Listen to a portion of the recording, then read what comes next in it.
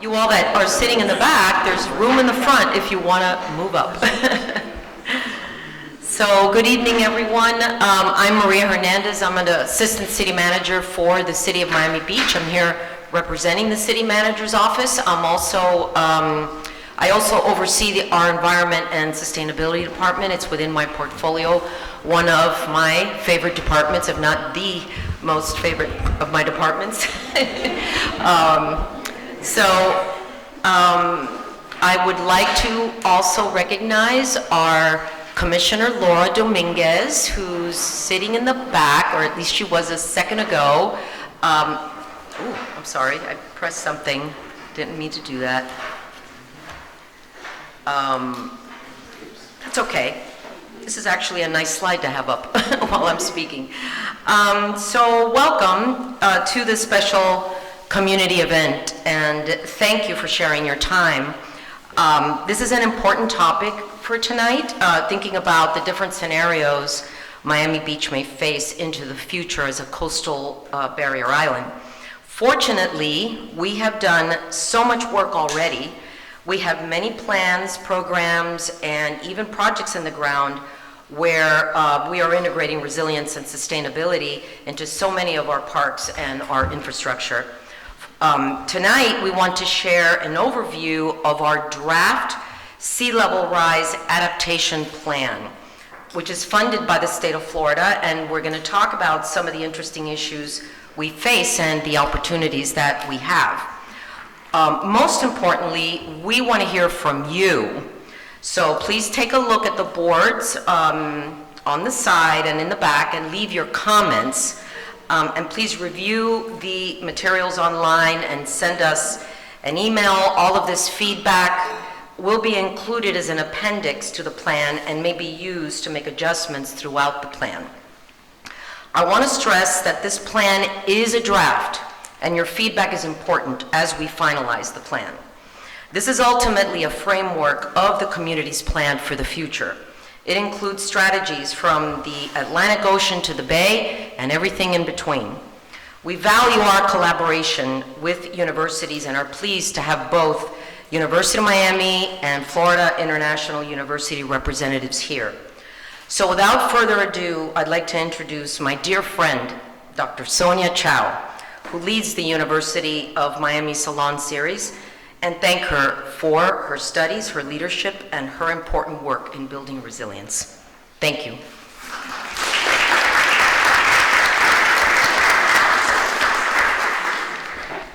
Good evening, everyone. Thanks for taking time to join us this evening. As you heard, my name is Sonia Chao. I'm the Associate Dean for Research at the School of Architecture at the University of Miami. And I'm also the director of our Coastal Resilience Lab, which we call the Core Lab.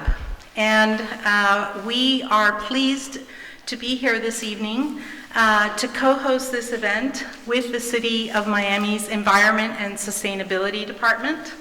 And we're here, as you just heard, to talk about the Sea Level Rise Adaptation Plan, because this is part of a series of community meetings that the city has in fact held where the input of community members is welcomed.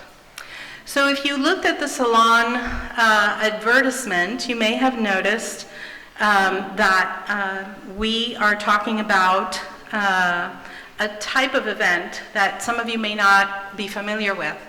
It is in fact a term that comes to us from the 16th century in Italy, and it became very popular not only in France, but all across Latin America as well, and in other locations across the globe, because it was a way for individuals with different levels of interest to come together to have an open dialogue. And more so in our modern era, we have pivoted to ensure that we use this as an opportunity for us to have more informal conversations between our experts, our academics, our students, our community members, our government leaders, so that together we can think about how we can envision and frame our destiny together, right? So we're having important conversations, and that means that you're all here tonight to be a central part of this event.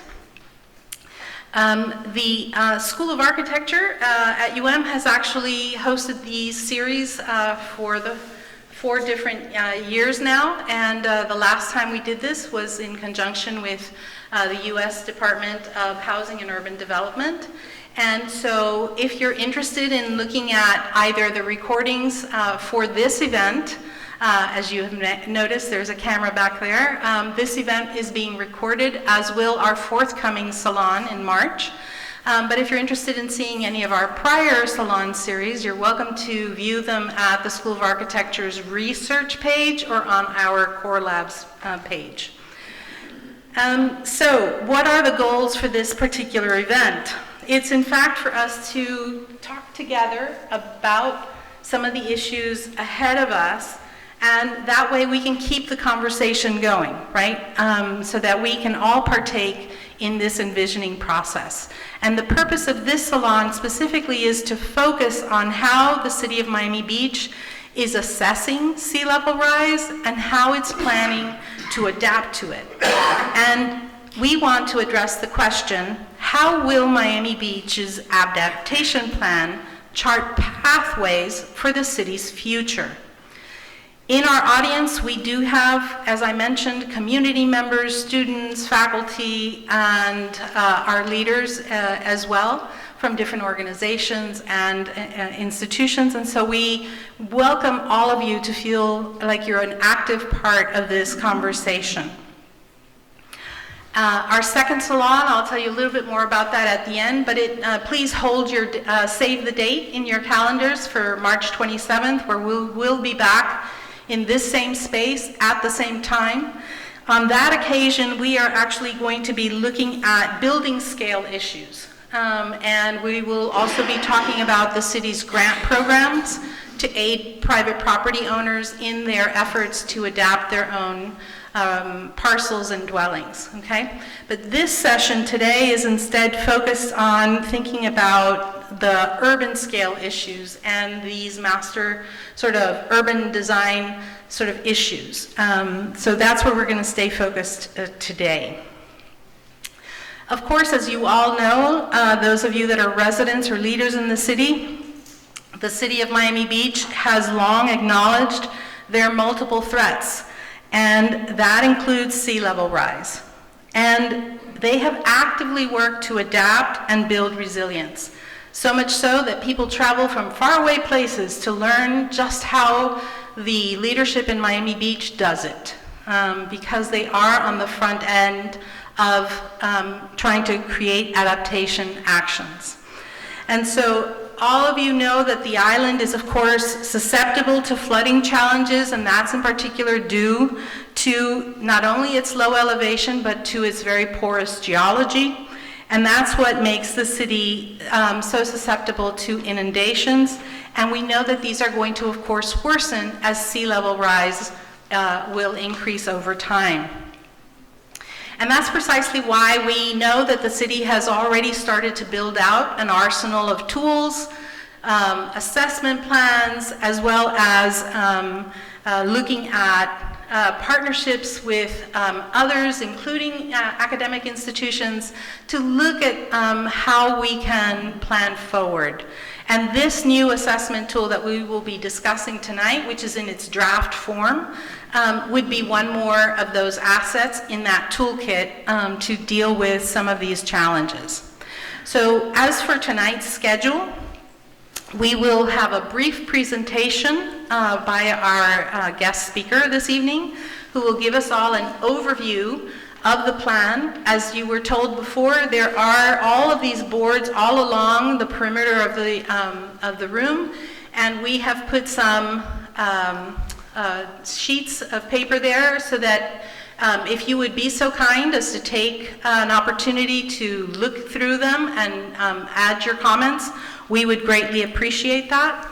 At the end of that presentation, we will have a brief panel discussion that I will be moderating, and then we will open it up for questions and answers at that point in time. That said, the most important part of a salon is what comes after that. And that's the informal part where we all get together and we start talking to each other about these issues. It's your opportunity to speak to your leaders in the community and to any of us on the panel to either learn more or to give your input. So please take us up on that invitation. This is a different kind of setup. So please do join us and be an active participant in those conversations that will follow after the presentations. So, without further ado, I would like to take this opportunity to invite our guest speaker to commence the event. We are fortunate to have with us today Ms. Erica Harris, the city's consultant and climate adaptation specialist at AECOM. As a coastal climate scientist, she specializes in understanding and mitigating the impacts of flooding and erosion hazards on coastal communities. So please join me in welcoming her to present an overview of the Sea Level Rise Vulnerability Assessment and Adaptation Plan.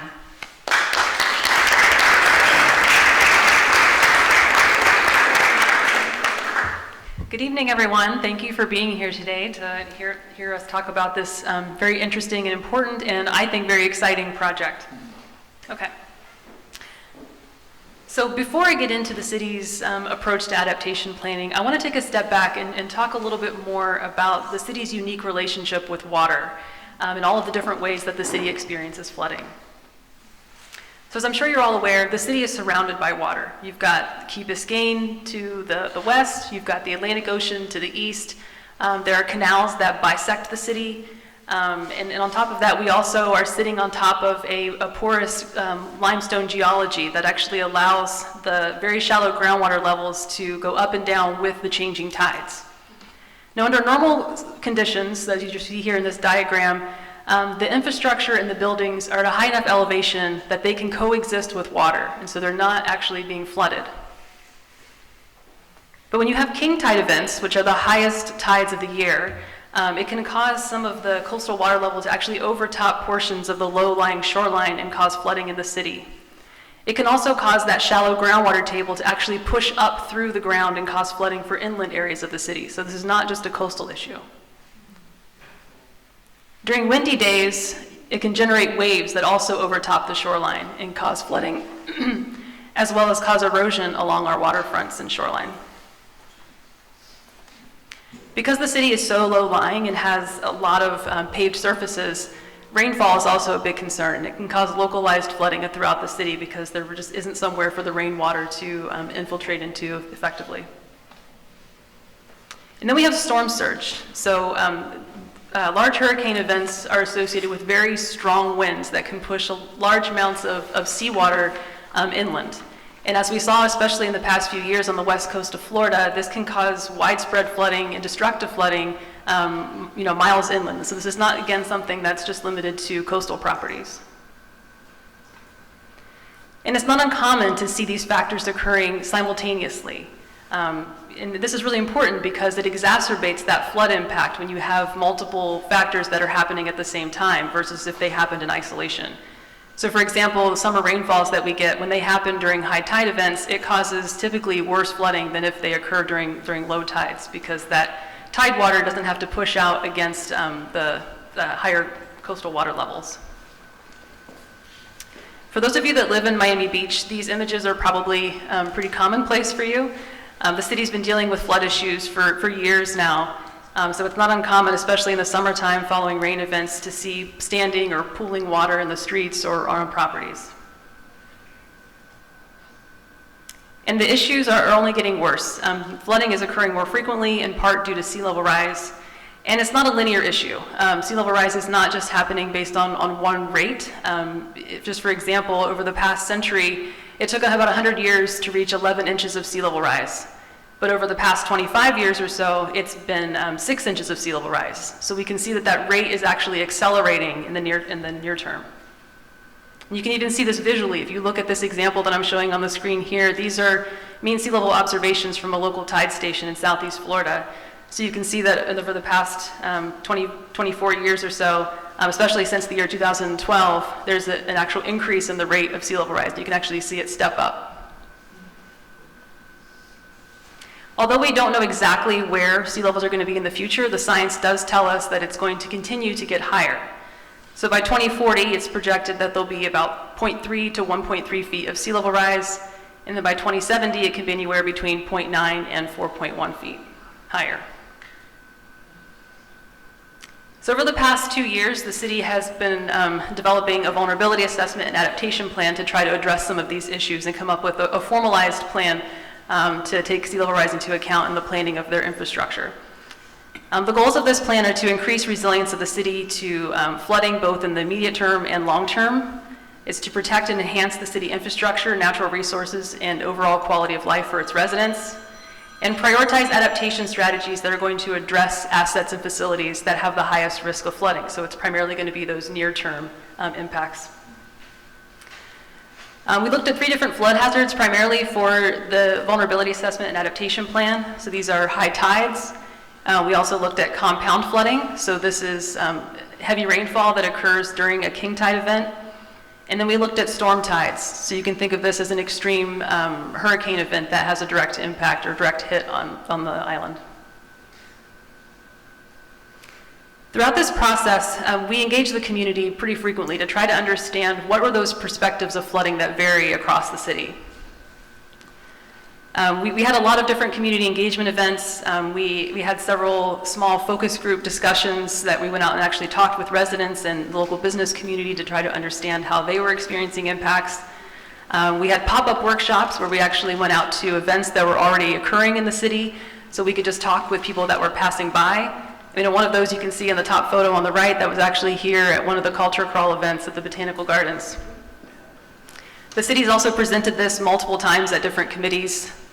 And so overall, we engaged over 150 residents to hear things like, how is the community experiencing flooding? How does that impact them when community spaces are unavailable or are damaged?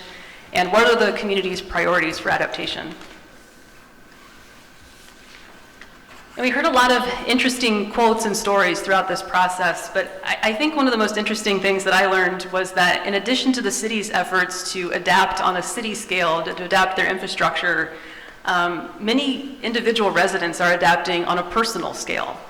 So we heard lots of instances of people carrying flip-flops or rubber boots all summer because they just weren't sure if they were going to be wading through puddles and floodwater after work because a storm event popped up. We heard people are actually trading in their vehicles, and they're no longer wanting sedans. They want larger cars, they want SUVs, they want trucks to drive through flooded roadways. They're elevating private homes, docks, and seawalls to try to prevent damage to their own private property. So the first step of this project, we completed a vulnerability assessment to try to understand what infrastructure and facilities are at risk today and in the future. And a vulnerability assessment is a standardized process to try to screen out which assets are most vulnerable today and then in the future when you have sea level rise. And it's typically made up of 3 different components. So it's exposure, sensitivity, and consequence. So exposure tells us about when and where the flooding is happening. And then sensitivity tells us about how individual assets will respond if they are flooded. So does a piece of infrastructure get damaged and need total replacement, or will it start functioning again once the floodwaters recede?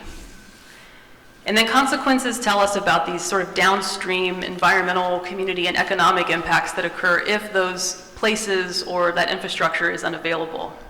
And again, this process is really important because it helps us to screen out which pieces of infrastructure are going to be the most important to prioritize for adaptation. Because the city manages a lot. We evaluated 67,000 individual assets as a part of this process. And the city couldn't possibly adapt all of them today. So this provides a process to help the city with prioritizing. This was a very extensive study. I encourage you, if you haven't read it yet, to check out the full report on the city's website to read more about the methodology and some of the more detailed results that we have. I just pulled out a few key findings here just to talk about tonight. We found that the city, the timing and the extent of flooding across the city really varies, primarily based on elevation. And because of that, the west side, the bay side of the city, is at the greatest risk of flooding because it is some of the lowest elevations in the city. The city's beach and coastal dune system is some of the highest elevations, so it does provide this really nice natural buffer against especially large hurricanes. But even today, without sea level rise, some of those really big events they still pose a threat to the city. It can cause flooding across almost the entire city, actually. Infrastructure age was actually a big consideration. A lot of the city's infrastructure is pretty old. We found that a lot of the water and wastewater pipelines are in some cases over 70 years old, or we didn't even know what the age was. And that older age makes them more susceptible to damage during flood events. Roadways were also very vulnerable. With 1 foot of sea level rise, over half of the roadways could experience flooding during a heavy rainfall event that occurs during high tide. Similarly, emergency response facilities are also at risk. By 2040, a heavy rainfall event that occurs during high tide could expose 4 different emergency response facilities, including the hospital and police stations. And then by 2070, this number increases to include most of the emergency response facilities. So once we had that sort of prioritized and ranked list, we moved into the second phase of the work that was focused on developing adaptation strategies. As you've heard, I mean, this is not the first time the city has been thinking about this. For at least the past 2 decades, the city has been thinking of policies and plans and studies and initiatives to try to live alongside water and adapt to it. They also have physical projects that are already in the ground, which is great. I mean, they're doing things like elevating public seawalls, installing new pump stations, making floodable space in parks. So adaptation is not just something the city is thinking about, they're actually doing it. So when we were developing this adaptation plan, it was a little tricky because the city's already doing so much, so we didn't want to reinvent the wheel. So what we ended up doing was trying to build on the city's existing plans and efforts and taking a scan of all of their major planning initiatives and city plans. And we wanted to try to understand where are the gaps that might prevent them from being effective by end-of-century conditions. Because when you think about city planning, it's typically on like a 10 to 20 year scale, so they're not really thinking about end-of-the-century flooding, which is what we were interested in. Another key distinction for this plan is that it acknowledges that different types of adaptation may be needed over time. So for example, keeping the water out, this is one of the primary traditional engineering ways that most communities right now are adapting to flooding. So this is typically about putting up a physical barrier, putting in pumps, just trying to constantly force the water to stay where it is and not come into the city. But there's also a living with water concept where you start using more floodable designs so that you accept that water is going to come into the city sometimes, and you adapt individual infrastructure through doing things like elevating to try to prevent or reduce the amount of damage that occurs when those flooding events happen. There's also what some people would consider more extreme approaches, so like strategic relocation. And this is really reserved for like end-of-the-century types of planning and for infrastructure that's being flooded so frequently that it's very cost prohibitive to maintain in its existing location. So this involves the planned relocation of those specific assets or modifying land uses to try to avoid those repeated damages from happening every year. So one way that we wanted to try to help the city with thinking about how do you transition between these different ways of adaptation. And so we use this tool called Adaptation Pathways. And this is different from the traditional adaptation planning approach, but that has a standard list of different strategies that are in chronological order, and they're typically tied to a time frame when they should be implemented. This provides a more flexible approach that allows cities to kind of adapt in more real-time conditions based on how environmental and even political changes are occurring. And the image you see on the right is a typical look and feel of an adaptation pathway. And I know it can be a little hard to digest at first, so I want to just take a couple minutes to help walk you through it so that you understand it a little better. So this is just a general diagram for an adaptation pathway, so it's not specifically tied to the city of Miami Beach. So the line along the top is a generic existing strategy. So this is how our city is preparing for sea level rise primarily. And at some point, say at one foot of sea level rise in this example, something starts to happen. It may be okay right now, but at 1 foot of sea level rise, we start to see flooding is happening more frequently, and that may be something that's unacceptable for the community, or maybe it's causing too much of an expense to maintain. And so at that point, we think of that as like a threshold when the city needs to think about doing something else. And so at that point, we have 3 different options, strategy A, strategy B, or strategy C, that they can decide between once you start to reach that point of the flood frequency. So for example, if this was a roadway and you started getting flooding at, say, 10 days a year that caused that roadway to flood, and the community was like, this is not okay, so then the city has to do something about it. And so once you start reaching that threshold, you start to acknowledge that your existing strategy is losing its effectiveness. So now you need to consider either supplementing with something else or using an alternative strategy. So we created diagrams like this for 6 different pathways across the city. And it's the 6 that you see here next to these icons. So there's bayfront, roadways, critical infrastructure, critical facilities, stormwater, and oceanside. And those are the same pathways that you see on these boards in the back. The individual strategies that make up each pathway are listed back there. And the pathways naturally start to get organized geographically as well. So the bayfront and the oceanside, for example, are very focused on providing that city-wide scale flood protection of elevating the perimeter of the city, if you can think of it that way, to try to prevent water from getting in. Whereas the roadways, the critical infrastructure, the critical facilities, and the stormwater pathways are more focused on protecting inland infrastructure and roadways.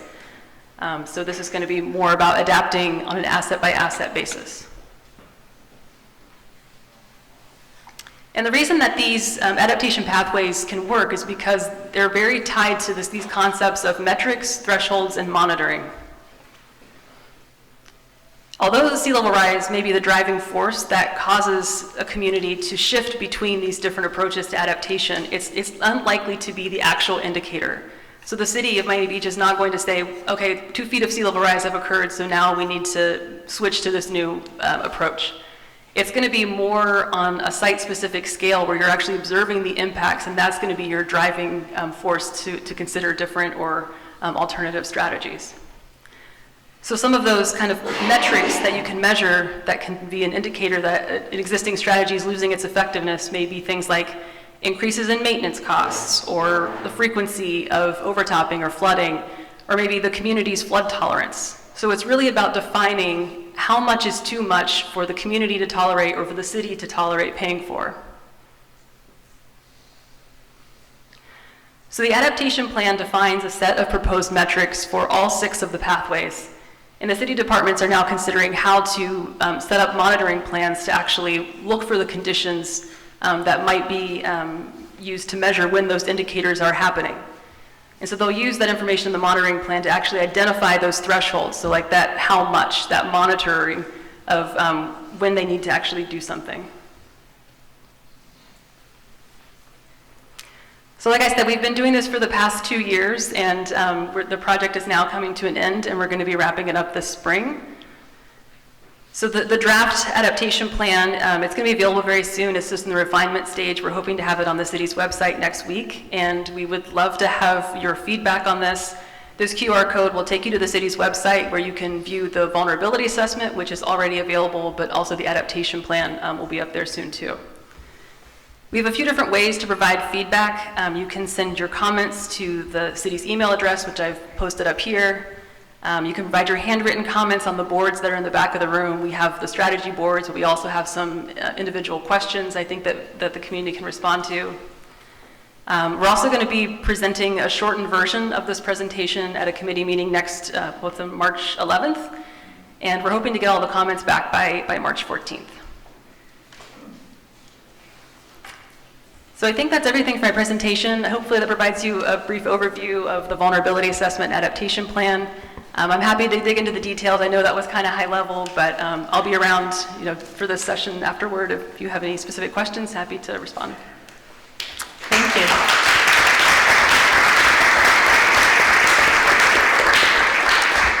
Thank you, Erica.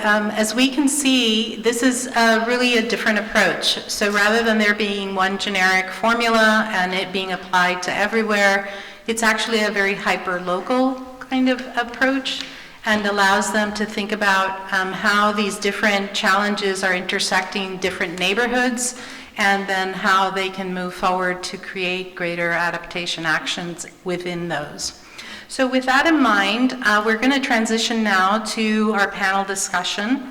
I have next to me some very, I believe, distinguished colleagues, and it's also a very diverse group.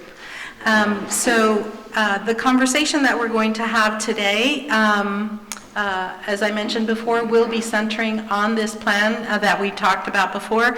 Before I do proceed to introduce all of our panelists, I would be remiss if I didn't first also acknowledge Ms. Juanita Ballesteros, who's in the room. She is the point person, actually, in the Environment and Sustainability Department that is coordinating this project, and Juanita serves as the Sustainability and Resilience Manager for the City of Miami Beach. So you'll be able to ask her some questions as well, if you like, because she's kind enough to join us, as well as Erica, during the Q&A session that will follow this brief panel discussion. So without further ado, I'd like to introduce you briefly to my colleagues. Professor Stephen Fett, to my immediate left, is a colleague at the University of Miami and a faculty member who has a specialty in urban design issues. He was the assistant director for the Center for Urban and Community Design, which is when we got to start working together many, many years ago, and he's the interim director for the CUCD at present. During these 10 years, he has worked with many communities, both within our region and beyond in the Caribbean, to look at master planning initiatives. So this is a topic that's very familiar for him. He is an award-winning licensed architect and the founder of his own architectural design and planning firm, which is Stephen Fett Architecture. Next to him is another distinguished academic colleague, which is Professor John Stuart. He is the Associate Dean for Cultural and Community Engagement at Florida International University's College of Communication, Architecture, and the Arts. He is also the Executive Director at FIU's Miami Beach Urban Studio, located just around the corner from here, where he leads his students in envisioning the future of Miami Beach. And if that weren't enough, he also chairs the city's Historic Preservation Board. John, how do you do all those things? Then we have next to him someone who is even more tireless, which is the Director for the Environment and Sustainability Department at the City of Miami Beach. I'm talking about, of course, Miss Amy Knowles. I've had the privilege of knowing Amy for quite a long time now, and she is leading a department that includes sustainability and resilience programs, such as the Private Property Adaptation Program, Environmental Resource Management, and Urban Forestry. She helped to lead the development of Resilient 305, another very important county-wide document. If you're not familiar with it, I encourage you to look at that document as well.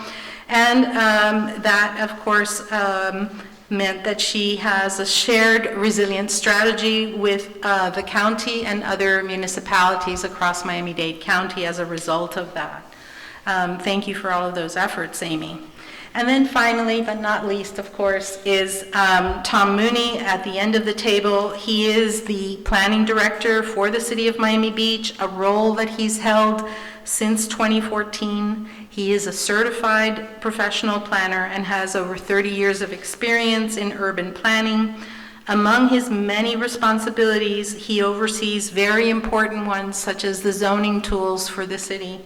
And I can't stress just how important that role is and what he does. So thank you for your efforts, Tom. He also serves on the city's design review and historic preservation boards. So as you can see, we have some folks that have been familiar with some of these issues and that we've invited here so that they can share their different viewpoints on some of these topics. So I'd like to start with Amy and ask her, how has the city engaged with other levels of government and regional agencies to address challenges and frame local adaptation strategies? And are your efforts aligned with broader resilience initiatives? Okay. Thank you, Sonia, and good evening, everyone. I'm just thrilled to have you all here. When we started talking about the kind of community meeting we wanted to do tonight, we just didn't want a boring old government meeting, and I thought this would be just a wonderful opportunity to talk about these issues. And I also want to thank, we have many directors in the room, from our fire chief, our capital improvement department chief, our city engineer. We've got our grants director, my assistant director, Lindsay, is here, our neighborhood affairs team director, so many city staff here to support you. And in addition, we've got members from our sustainability committee, Johan Moore, I see you out there, and Karen Matos from our resilience committee. So all of that is so important to us to have that engagement, and I hope you kind of feel that in the room. You know, collaboration is so important at all levels. We have a long history of that. I look at our beaches, those are renourished by the Army Corps of Engineers. You look at, you know, all over our city, we participate in with, you know, DOT and so many agencies.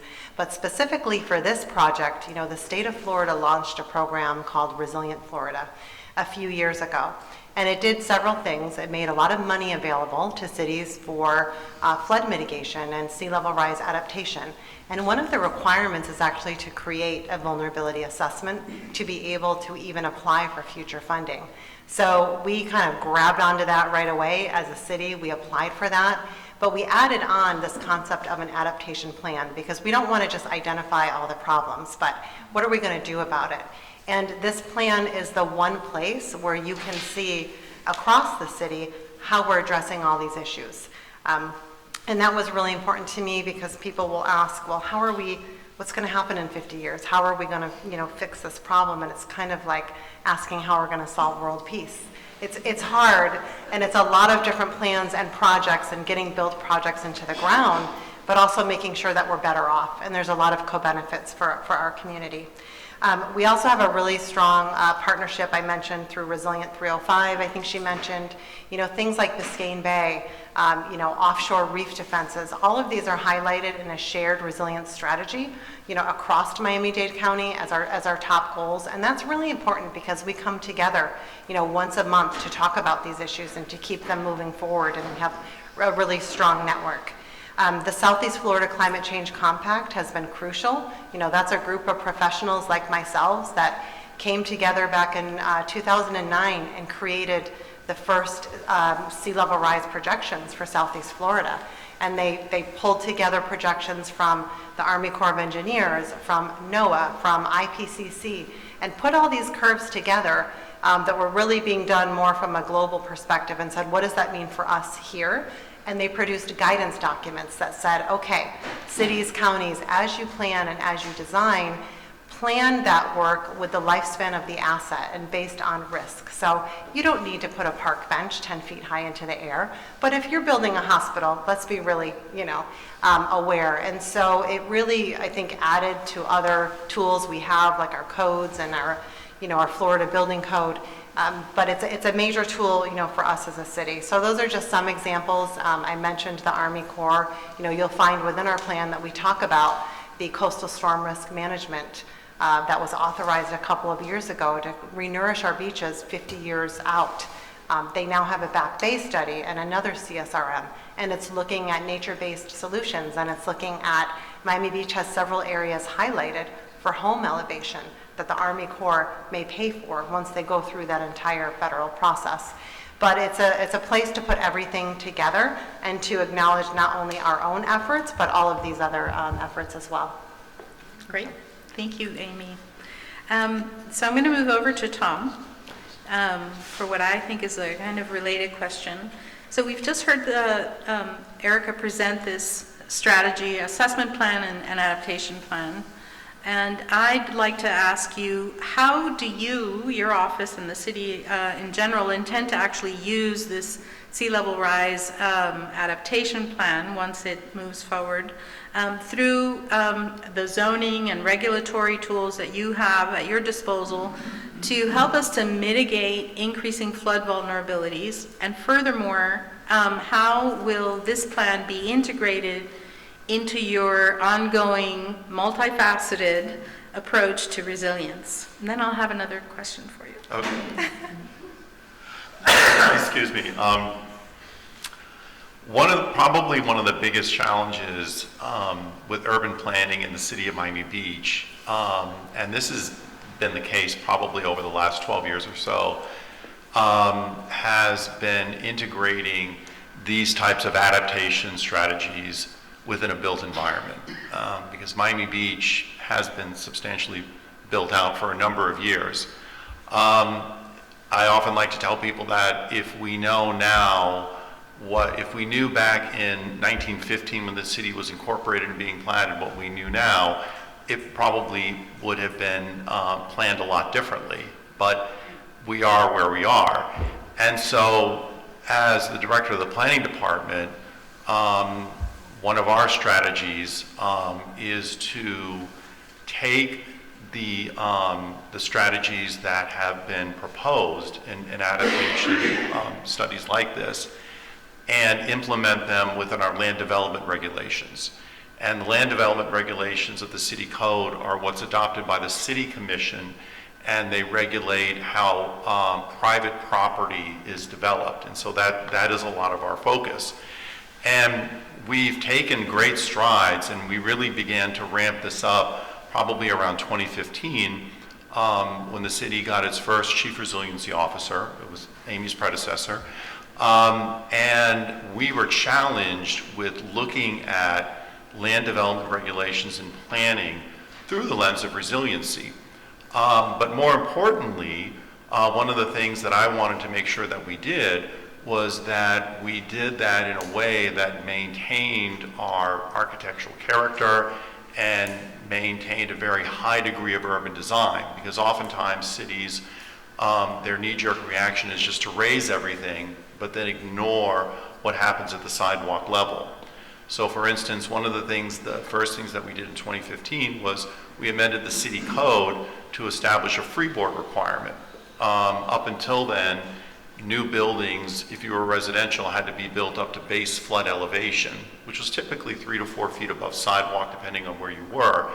And maximum height was measured from grade. And we made two fundamental changes. One was we required a minimum freeboard of 1 foot, so you had to go 1 foot above base flood elevation at a minimum. But we also allowed maximum building height to be measured from base flood elevation plus maximum freeboard, which is 5 feet. So that encouraged people to go much higher with new construction. And the other thing that we did, I think that was important, was particularly with multifamily and single-family homes, is we adapted the regulations to make the space that was being raised significantly both architecturally compatible as well as livable.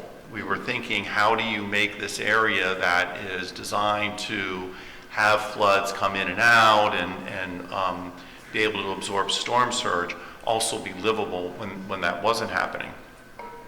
Some of the other strategies that we've applied include public-private partnerships. One of the examples I always like to use, and can be a little controversial because it involves a very tall luxury tower, is the Fifth and Alton project. And most people see that as a very large building full of luxury units.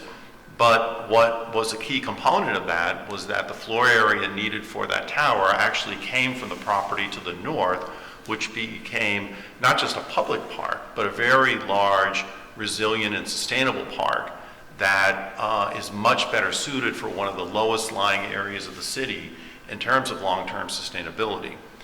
The last thing I wanted to mention is that one of the most important things that Miami Beach has is our cultural assets, our historic districts. And these districts have a long history. Unfortunately, virtually all the buildings were constructed at a time where we didn't know what the long-term implications of sea level rise were going to be. And one of the challenges was, well, how do you adapt these older buildings that are so much lower? And so in 2017, we convened a group of some of the best minds to take a look at that and sort of write a textbook on how these buildings can adapt moving into the future. And the outcome was a document called Buoyant City, and it's on the city's website. And I'm not going to go into detail on it because I just don't have that much time to take up.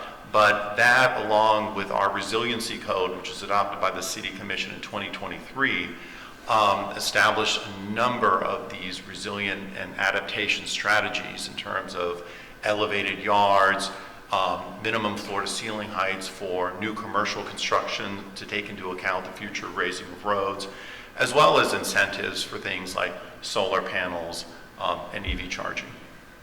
All right. So, Tom, you've talked about some of the paths forward, but tell us a little bit about what might be some of the challenges that could arise that as you're trying to succeed in your implementation of the adaptation strategy. And you've started to mention some of the resources. One that I'm happy to hear about, which is Buoyant City, which was prepared by one of my colleagues at UM and his team. Tell us of other resources. I know that there are an arsenal of resources that the residents could be referring to. So first, on the one hand, what are some of the hurdles and what are some of the resources? Sure. In terms of the hurdles, probably one of the biggest challenges that we face is integrating new construction with the built environment. We see this a lot in single-family homes, where these older homes that have come to define the city's character, over time they're being replaced with new homes. And new homes not only need to be built higher, but what we're encouraging homeowners to do is to think about long-term resiliency, not just building up to base flood elevation plus 1 foot on a berm, but to actually create a home where the first habitable level is significantly higher, but being able to utilize the first level as an understory space that can allow for the ebb and flow of tides, that can allow for storm surges, but that can also be utilized for livable purposes, even though it may not be air conditioned. The other thing that we've seen with those types of homes is that they oftentimes are more contextually compatible, even though they take on the appearance of a 3-story home. And the reason that's challenging is because most older homes, they're much lower. And so even if you didn't do an understory home, but you did a berm home, those new homes over time are going to have a compatibility relationship. The other area that we've seen that's been very challenging is within historic districts, particularly the first level of older buildings, coming up with creative strategies as to how those first levels could be adaptively reused, perhaps for a non-habitable purpose, while still retaining the essence of the historic structure. Other strategies that we've looked at is potentially being able to raise these older buildings, these historic buildings. In terms of the information that's available, our resiliency code, which is online, has a number of different regulations, including graphics, that architects, homeowners, and engineers can take a look at in terms of being able to design either an addition or a new infill structure. Buoyant City also provides a wealth of potential options for people to be able to utilize when they're looking at improving their private properties. The city's website also has a number of different studies that can be utilized by property owners, particularly the information on private property adaptation for existing structures. And our Public Works Department also has a wealth of information regarding things like seawalls and the most appropriate level to raise a seawall. Thanks, Tom. And for those of you in the audience that are most interested in these conversations that have to do with private properties and the parcel level issues, we really want you to come back and join us for that March 27th event, where that's really where the focus of that session will be. Not so much today, but definitely on that occasion. So please do come back and join us for that conversation as well. We didn't talk about harmonization, that's a big deal, but we probably want a civil engineer up here to talk about those issues as well, and so we don't, so we're going to move on. But we do recognize that harmonization, I think all of us recognize that that's one of the biggest challenges between that public sector and private sector. And what I find very interesting, because I too have been part of some of these events where you've convened a lot of folks, is that you're actually actively thinking about this all the time, and you're trying to come up with solutions that are based on the conditions of each neighborhood. And it's not like you have a silver bullet to get everything right, but what I find inspiring is that you keep trying. And so kudos to you. I'm going to move on now to ask a question of John Stuart. Speaking of not having silver bullets and not having Pollyanna attitudes, which I really respect that the city of Miami Beach hasn't done those things. It's on the contrary, embraced the fact that they have challenges and tried to really address them proactively, and that's a wonderful thing. But along the way, how can these adaptation plans, John, and the resulting resilience measures that come from them serve to address not just the physical aspects that we've talked about up until now, but also some of the social and economic concerns? All right, yeah, thank you very much. And thank you for including me in this panel. I'm delighted to be here, and some of the work of the students in my class who study Miami Beach are up on the screen, and they address precisely kind of this question about social. Who is going to be living here? In each one of these images, the students are supposed to put themselves. My students were mostly born around 2000, roughly. So in 2070, they are 70-year-olds. And if you've ever asked a 20-year-old to envision themselves as 70-year-olds, they look just like they're 20 still. But so you won't see many 70-year-olds in there. They're recognizable, at least from my perspective. But I think that the answer to the question about social and economic kind of conditions and challenges, which is so important, is it kind of goes back to what Amy said about collaboration between multiple kind of parts of this plan, and also what Tom was talking about in terms of how how we might be able to rethink how we use existing buildings for new purposes. And a lot of what I think we've been thinking about is, and the students are primarily concerned with who's going to be living here in 2070. Can they see themselves living here? What will they be? And so they are really looking to kind of find the mechanisms that historically created our communities, which were building types and building in historic districts, at least the types of buildings and the communities that were formed around these buildings that allowed people to see each other. Like when you walked out of the door of your kitchen, you would see your neighbor. You wouldn't walk into an elevator lobby necessarily, or you wouldn't walk into down a long hallway. You would be right outside, and you'd be right in the community, and then you'd be going to the market together, and so they look at how people and activities will be able to be kind of introduced through some of the plans. And your colleague, Alan Schulman, and his team were just amazing. And Alan wrote, let's say he didn't write it, but he guided a large team to write Buoyant City. And the students each test drive that Buoyant City. They look to Buoyant City to see what it might be able to accomplish.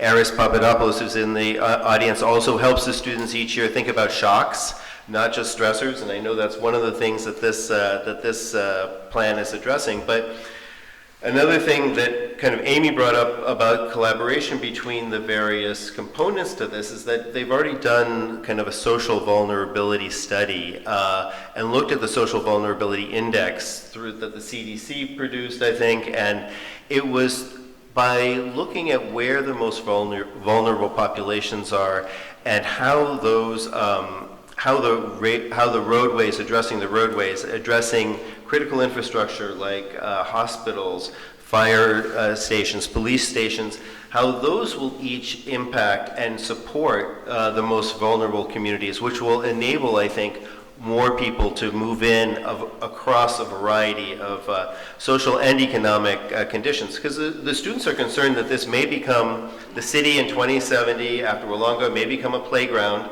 for those who can just live on the edge of the water and kind of enjoy living with water. And so they they produce these images, and I'll just say, as they're not, the images are not intended to be used as complete pictures of what it will look like, but as snapshots of what different things, of how an individual piece might work. So how a lawn might work, or how a rooftop might work in this future to grow food, how you might be able to address energy, the energy needs, and looking at individual areas of the city as being kind of independently sourcing their own energy, their own food, their own, in some cases, their own economies.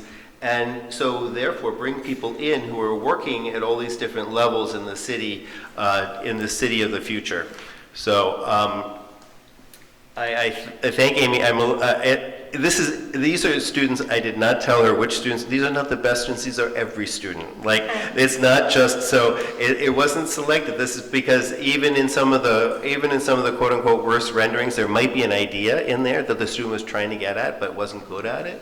And I also want to say we mentioned Laura Dominguez when we started off, and she was here, and it was Laura's partner, Mark Samuelin, who actually came and approached us and said, look, we don't have any views of what Miami Beach looks like in 2070 besides like huge waves crashing over this fantasy, like bad Photoshop, basically. And so he said, can we please get something to show? So if we're looking at a new way to think about an alley, or a new way to think about a sidewalk, or a new way to think about a front yard or rooftop or a historic building, can we have that? So we started that project, and with the help of many in here, and I hope in the future many more, we'll keep going. So the idea is to kind of collectively look at the output that Amy's office in the city has done in terms of these plans to kind of bring together a vision of what the social, more complex and equitable social and economic result might be.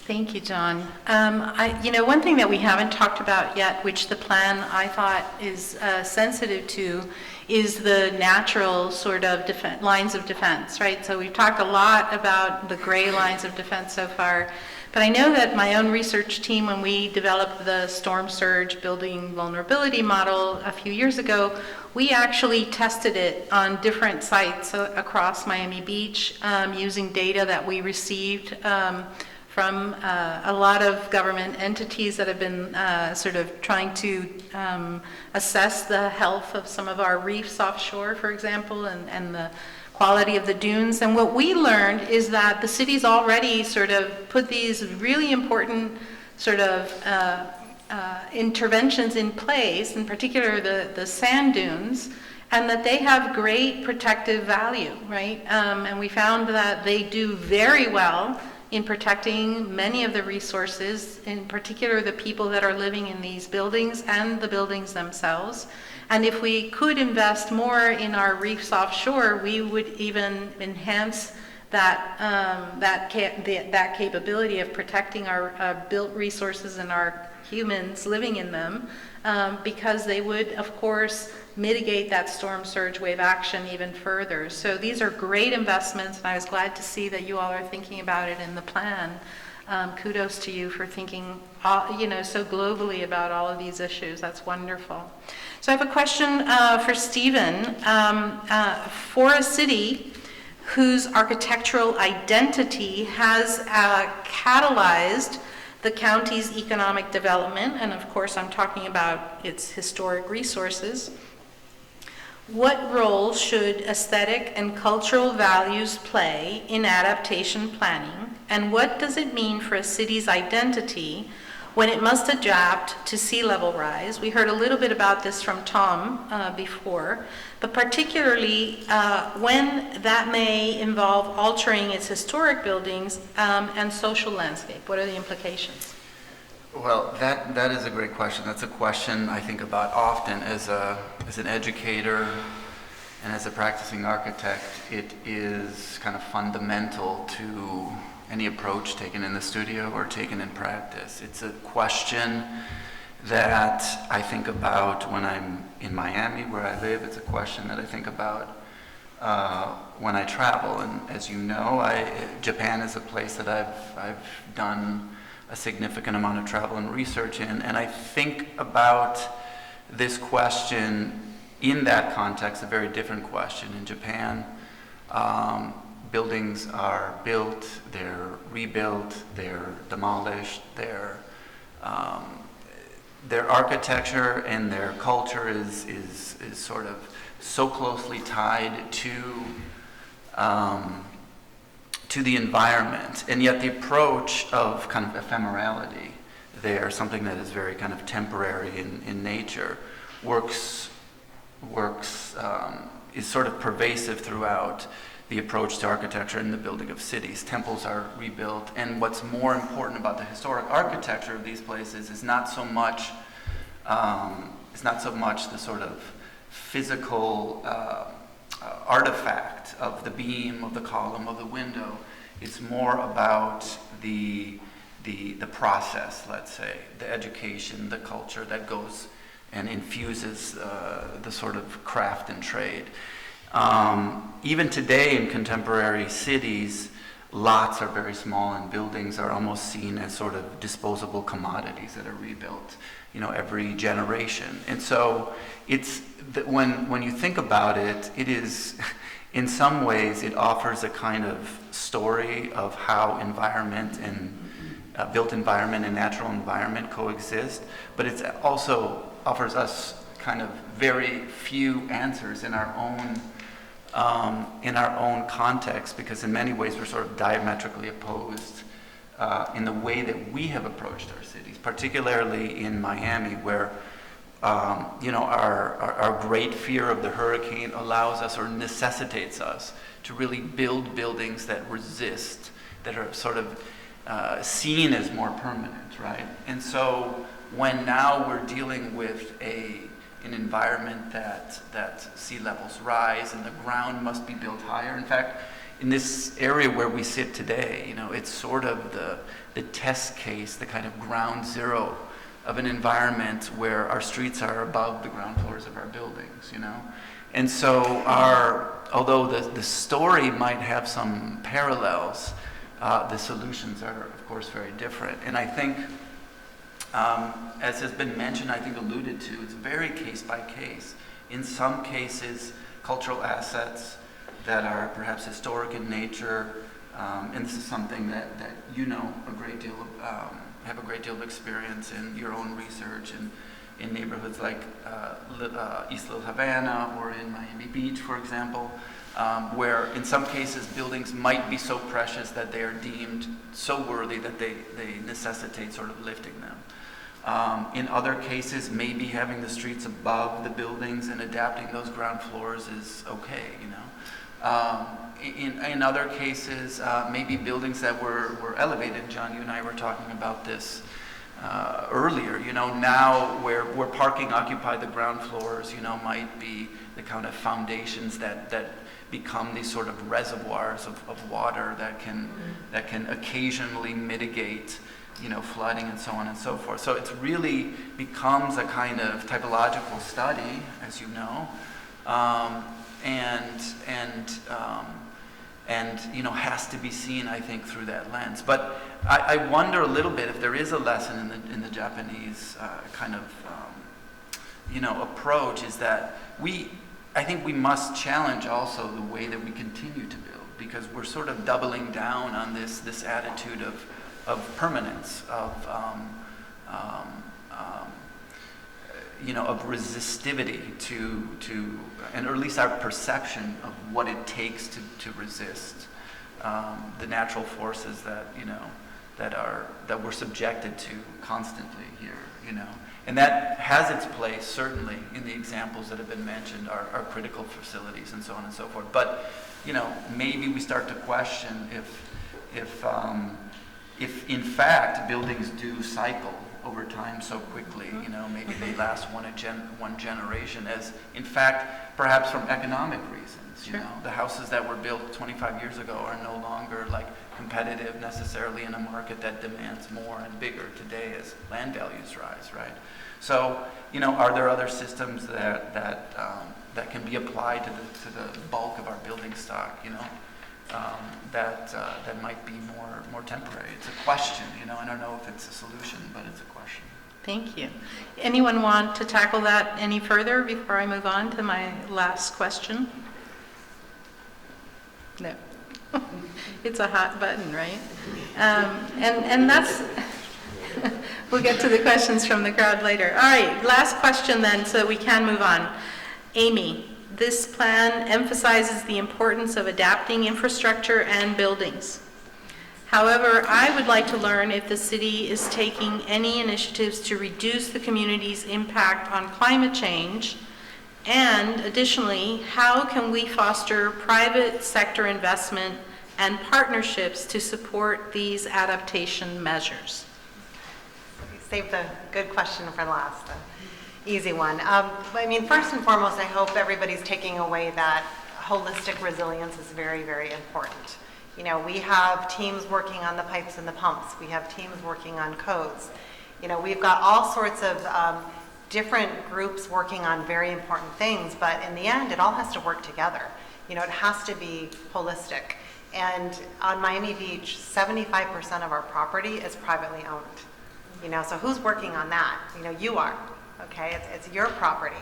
And, you know, we did some analysis a few years ago and found that 93% of our buildings are in the FEMA special flood hazard area. And most of those buildings, 65% of them, were built before FEMA was even created, before we had these flood maps. So that holistic resilience and private property adaptation is really, really important. And so that's why we created this private property adaptation program, really to help people figure out how to protect these older buildings and how to reduce their own risk. And so it funds things like rain gardens, flood barriers, temporary or permanent, home elevation, protecting mechanical, electrical, and plumbing, and it funds up to $20,000 a property. And we did that because of all these type of risks, and you know, it's a really popular program. It's opening again February 26th. There's a lot of information out on it. But we have to figure out how to help people and learn along the way. And I think that's, you know, just something that is critical to the work that we do. And then how do those lower properties tie with those higher roads, you know? And I was speaking with, you know, David Gomez this morning and said, you know, what is the best answer when someone asks, are you going to flood my property? Like, what works with them? And he was like, well, nothing really. You know, that's a pretty hard issue to face, but you know, we're doing things like putting in private drains on people's properties. You know, the road can be lower near a property that's lower, so that it's a more gentle slope. Can those people put in, you know, different types of efforts that they need to protect their home? And properties are not going to be worse off; they're going to be better off because of all the different engineering that's done. So it's important over time that we take those lessons learned and get better and better at this, you know, which is hard because we're very dense and we're very urban and we don't have a lot of space. We don't necessarily have room for 15-foot swales to hold water. People are parking there. People want to utilize that space. So these are all the different things that I think we have to think about when we talk about holistic resilience. Thank you, Amy. That's a great way to end the panel conversation. So I'd like to open it up now to just a couple of questions, if that's all right with all of you. If there are more, we'll take them, but we really do want to encourage you to stay behind and talk to us. So I see one question here and another one there. If you please stand up and introduce yourselves, and we will go ahead. Just don't stand in front of that camera. We would appreciate it. And go ahead. Thank you.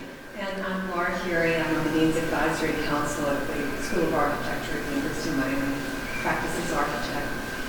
And on the urban design aspect, I'm really interested on the planning and resilience officer role. I'm very interested in hubs, that if you can't evacuate, if your neighborhood is going to be flooded, I understand the Department of Homeland Security has every 3 years, a communications plan is required, say at the City of Atlanta, the Metropolitan Planning Organization. Where do you go? What's your emergency transfer point or place? And I believe those are schools and town centers. And looking at these are almost all community gathering places.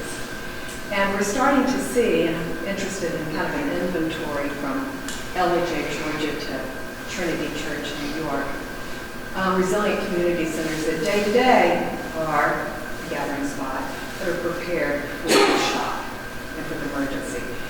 And as we try to have regional strategies to harmonize, it seems to me that a neighborhood-based approach, that you start to say, this neighborhood can have a hub that allows you to, until the worries retreat in your neighborhood, Wi-Fi's working, you can recharge your battery, maybe use a cooling station that would be flood resistant. And I'm curious if that's in the discussion, kind of almost a place-based approach or neighborhood-based approach. Yeah. Thank you for that question. Can you all hear the question in the back? No? So the question was, and I'm going to butcher the question, I'm sure, but the question was essentially, given the plan that has been discussed, is there any component that addresses this idea of a community resilience hub, and if so, how would that tie into other sort of programs and or requirements such as those by the Homeland Security Division of the U.S. government and other sort of strategies? Did I get that about right, Laura? Okay. Yeah. Who'd like to take that? So, I mean, I can share, what I know about what we're calling them here are resilience hubs. And in our Resilient 305 strategy, it's called out as an action. And they are places, like you said, it could be a park, a community center, that really is somewhere people go for services, for information, and in the event of an emergency can be used for much more, especially after. So Miami Beach specifically, we can't have a resilience hub because we're an evacuation zone. And so that is kind of a key issue for us, and not that after an event we have places where people will go. For example, Scott Rakow Center is somewhere people will go after a storm for services and information, and we have those kind of things planned out. City of Miami is working on a park to actually have this community, a resilience hub, and to test that out. So I think the concept is spreading down here. The question is kind of what does that look like? We tested it out and used a cargo shipping container. It's called the Resilience 305 hub, and it has traveled all around the county. You may have seen it at the zoo, at different events, and you can walk inside and sort of, it has, different visualizations. You can learn about resilience, and so I think it's something our community may see in the future, but you can definitely learn some more about it. Yeah. One of the things that my students looked at a few years ago was, would it be possible to require that taller buildings that are skyscrapers be built differently so that each one of them might have a small sort of place that could be a bunker, if you will, that, a portion, a percentage of the inhabitants of that structure could safely stay in place, because we know that many of these challenges are going to continue to grow. There are a lot of different ways to think about this, and certainly a lot of challenges to accomplish this. But I'm glad to hear that the city's already sort of tackling that. We had a question over here. Please introduce yourself and speak loudly if you can. Sure. Hi, Peter Matos. How are you? I had a question. I think as one of our panelists was talking about, if you look at the plan year over year, we've effectively paved paradise, as it were. And there's more and more concrete, especially in the areas that we're talking about today, the city areas, the roadways, the parking lots, etc. So one of the things that I haven't heard a lot about, and I'm wondering what everyone's thought is sort of just some more dispersed ground permeability, using engineering solutions like permeable concrete or some dispersed drainage. Because right now we have a situation, even if you raise something, you're effectively just funneling the rise or the drainage or the rise to either the few small areas that are permeable, little pockets, or you're dispersing it to people's private property or something like that, where we do have, while being 25%, maybe more, or whatever that might be that the city manages, but dispersing that drainage so that it's not all being funneled to one place. And that's just something that I didn't hear, and I'm curious to hear some thoughts. So why don't we ask Juanita and Erica to also join us at the front. And in the meantime, as they do that, anyone want to field that question? I can start. The city, as part of its updates to the land development regulations, probably over the last 12, 13 years, we have actually increased the minimum requirements for pervious open space or landscape area. this is probably most prolific in multifamily and single-family zoning districts, and it applies prospectively. The other thing that we've done is we've modified our below-grade parking regulations, even though we had recommended a few years ago that below-grade parking be prohibitive. The commission did want to allow some form of below-grade parking, but we were successful in requiring that any below-grade parking meet pedestal setback requirements, so people were no longer building below-grade parking from property line to property line. And then the other thing I would mention is there's an ordinance that's pending before our planning board that would go further in terms of increasing porous surface requirements for things like parking lots, driveways, both private parking lots and commercial parking lots, in order to do just that, to create the opportunity for more porous surfaces in areas that typically were associated with impervious surfaces. Yeah, and I would just add on, I can think of 3 previously paved areas now that are not. So the park right here next to the convention center was 3 acres of a parking lot, and now 6, thank you Maria, 6 acres. And now it is permeable, it is a park, and and so that's a great example. Another one is Bayshore Park, where there's a stormwater retention lake being built inside the park right now to take in the water from that neighborhood. And then a third is Canopy Park, on 6th and Alton, that has a bioswale running around it and used to be, just a parking lot. So I think that when the opportunity is available, we have a lot of great examples of growing green space, and a lot of the challenges that we find is people not wanting to give up, swales and things like that. They want to park on it. They want to utilize it, and I think that's kind of one of the challenges we face. But we're also seeing through our private property adaptation program, people are wanting to put in permeable pavers. That is a form of flood mitigation, and we will fund that. And so people are, ripping up concrete, putting in more permeable pavers and the drainage systems that accompany them so that they can really just handle that water. And then finally, as we move forward and we are doing our broader neighborhood projects, we have an ability to put in a lot more green infrastructure, because as things are elevated, it becomes bioretention. We're able to almost store water, for example, in tree pits, in areas, green areas around that, because we would have the space between the groundwater and that new height. So those are opportunities, I think, going forward. I hope we see a lot more. Have we looked, though, at the roadways? Because we're never going to get rid of roadways, and that's a prime source, rather than dispersing to the sides of roads, incorporating the roads. Yeah, so there's a lot of areas the city's been doing it more like parking lots or parking. The challenge is that I don't think it works so much because of the amount of sedimentation that comes from all of the traffic. So those voids get filled up with dirt and sediment, and then they don't work. So that's some of the issues we're facing. One of the things that Boyan City looked at was not so much eliminating roadways, but better utilizing right-of-way. So for instance, in historic districts, you might have a 70-foot right-of-way that is currently 90% pavement with very narrow 5-foot sidewalks and just a sliver of landscaping. And what Boyan City said, let's rethink that. How can you still get the cars to go, but better utilize that space for pervious area that could potentially assist in private property drainage as well. And one more park, Soundscape Park. Oh, yeah. That was a former surface parking lot. But we should also probably remember that if you look at the city from up above, you see that it's not the roads so much as all those roofs that you see everywhere, right? And so for us, I know that in one of my design studios, we actually had the students look at what if we in some way incentivized green roofs across the city. You have a lot of flat roofs, and if a lot of those roofs could sort of handle, adaptation measures that would allow them to be green, now they would slow the runoff that wouldn't get to the road. They would reduce the heat island effect because they would, absorb the heat differently, which would also mean you'd have less energy consumption in that building, and they would contribute towards that goal, which is how do we reduce all that runoff on the roads? How do we make it so that we have more surfaces that do that?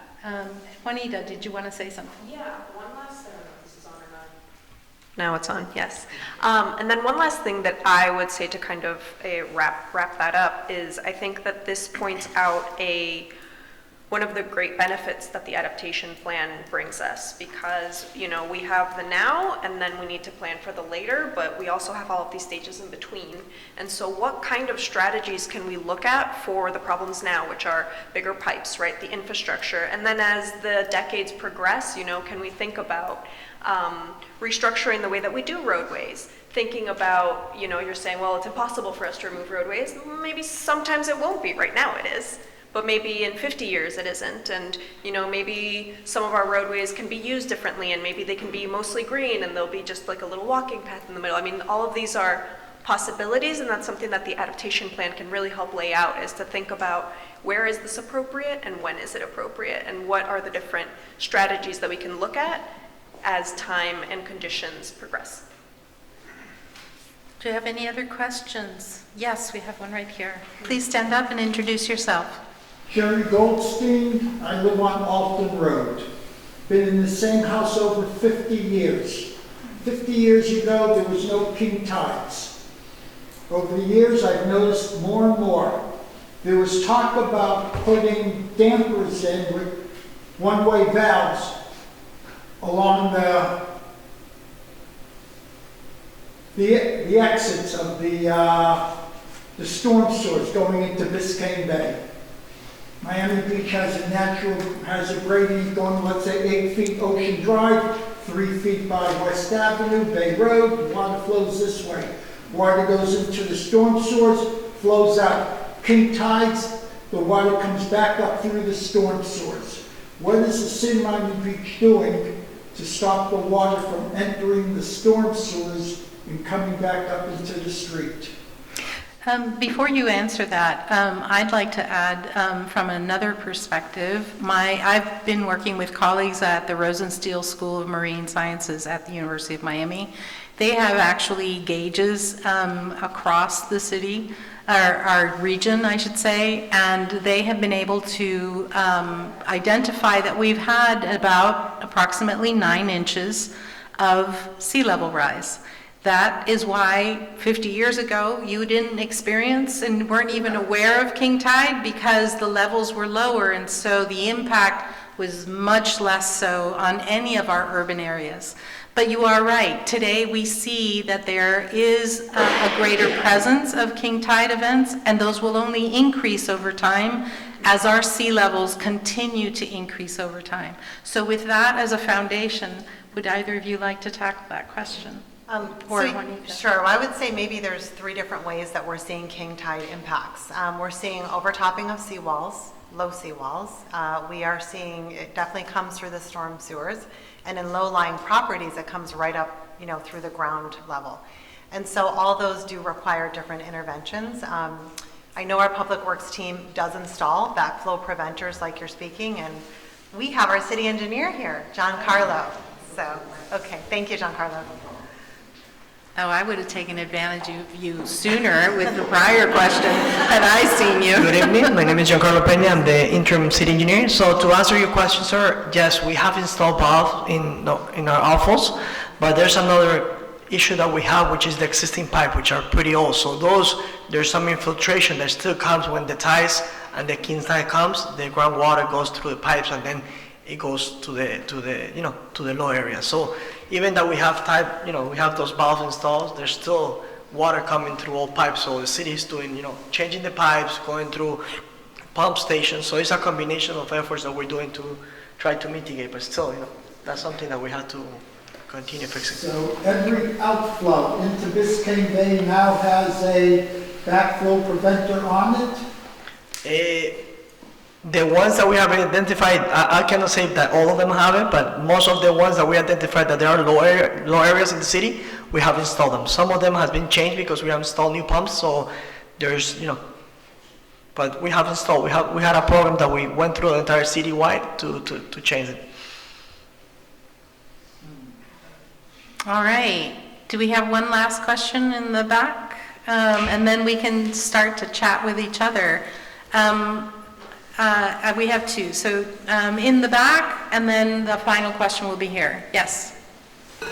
Hello, my name is AECOM, student at University of Miami. I was just wondering if there's been any discussion about potentially having a mandate of having maybe water mitigation features like green roofs for private development or new private development that has like a certain footprint or maybe a certain budget, just so it's not just on the city to contribute to decrease water. Okay, so going back to the green roof comment, would you like to tackle that? Sure, we do have minimum requirements for things like on-site water retention. We do have minimum requirements for what we call sustainable or cool roofs.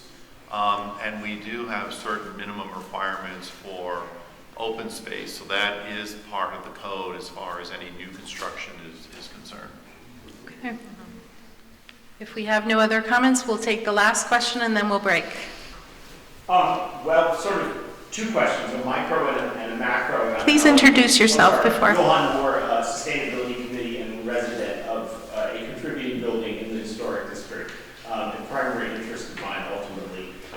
Without getting into any one of the dozen rabbit holes that you all have opened up in my mind this evening, I'm going to pose two questions and invite you to answer either the micro or the macro or both. In terms of the micro, the more easier one, an idea that is proceeding is to modify the qualifications for one appointee to relevant land use boards so that one appointee would be an environmental professional.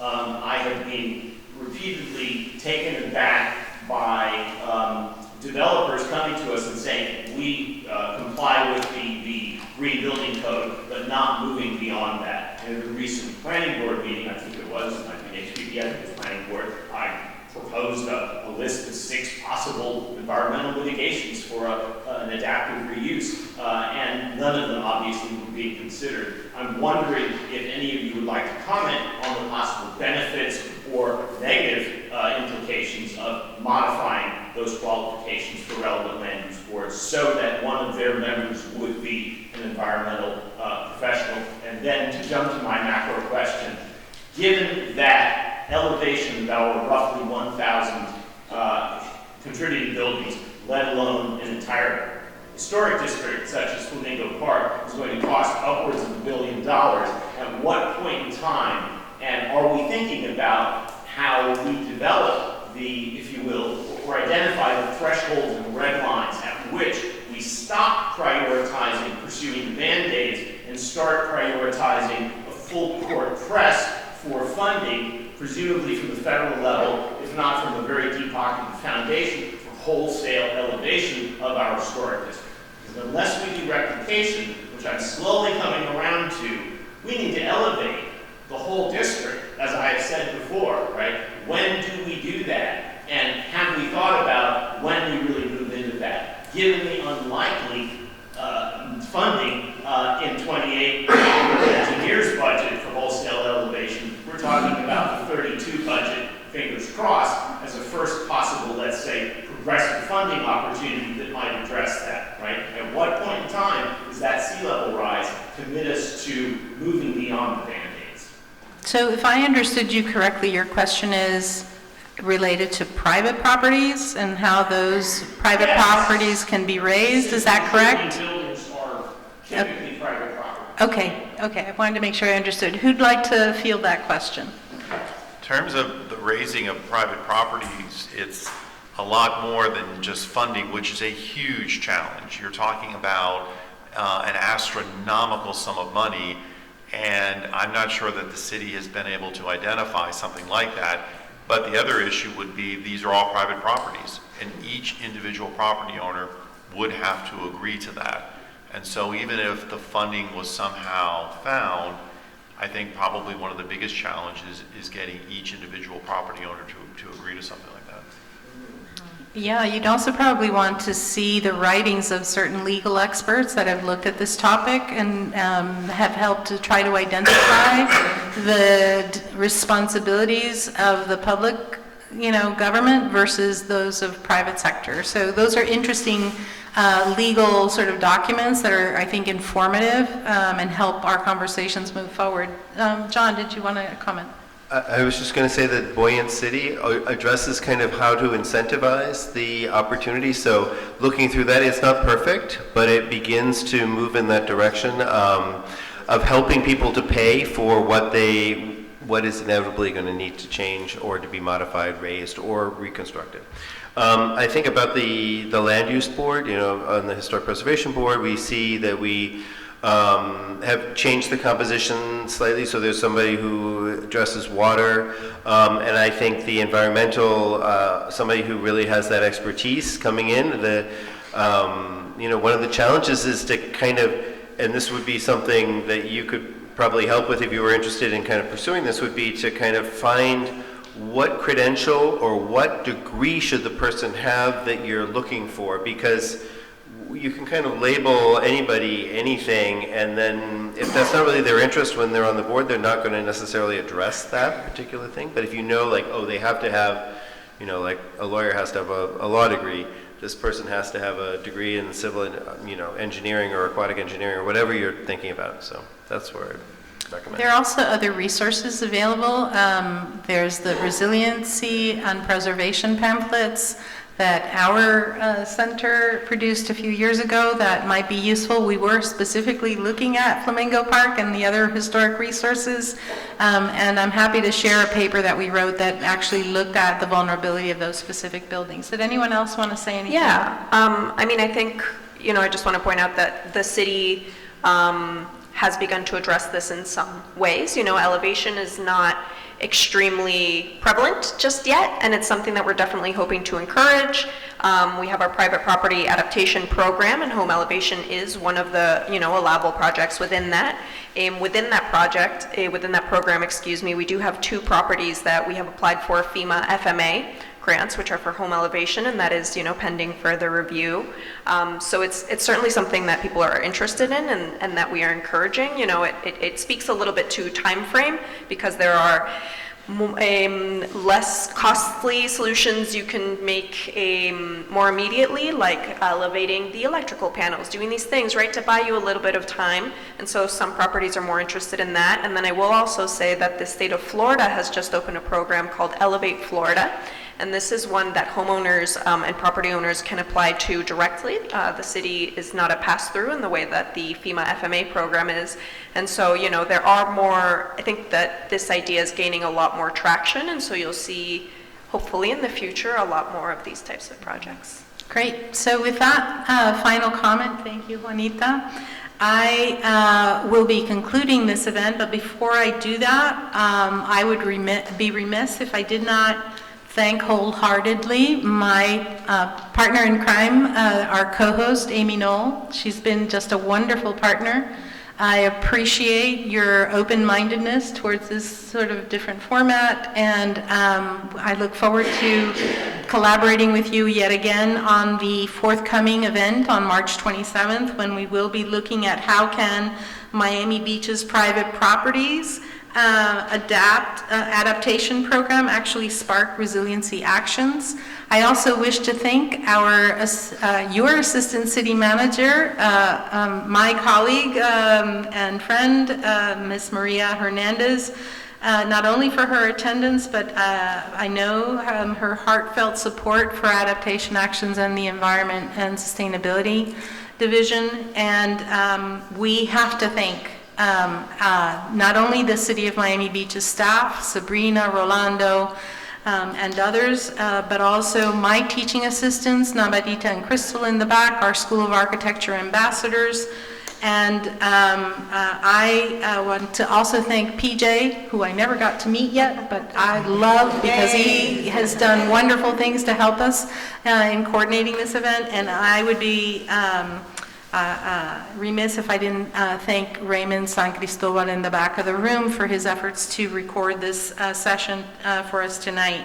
So with that said, on behalf of the University of Miami School of Architecture and our co-hosts at the City of Miami Beach Environment and Sustainability Department, we want to thank you all for your attendance and your participation in this evening, and we hope you will take us up on our invitation to stay behind and talk to our panelists and our extended crew here so that we can have a conversation together. Thank you for coming.